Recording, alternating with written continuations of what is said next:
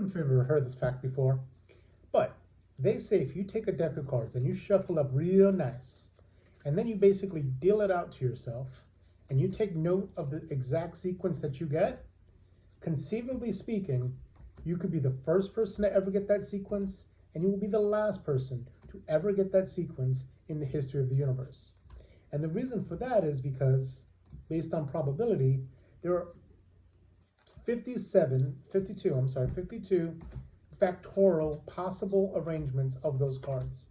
What that basically means, it's 52 times 51 times 50 times 49 times 48, and on and on and on. That number comes out to be about 10 times 8.062 something something something to the power of 67. So that's kind of roundabout 8.08. I don't even know the word. It's a lot.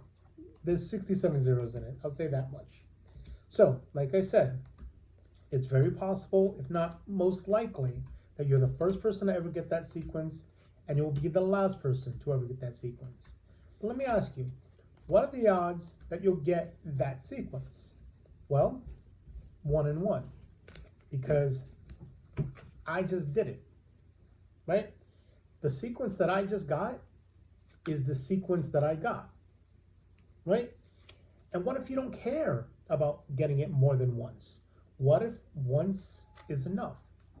I say this to say that there's people who will say that the likelihood that life would occur on this planet based on our position in the universe, we're not too close to the sun, not too far from the sun, we're not too dry, we're not too humid, we have just enough energy to spawn life on this planet, that the likelihood of that happening is so infinitesimally small that it requires an intelligent creator.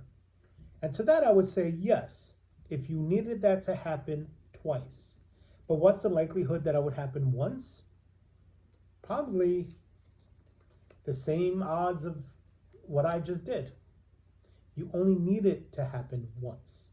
So you don't need an intelligent creator to make something happen that we've seen happen. How do we know it's happened? Because here we are, right?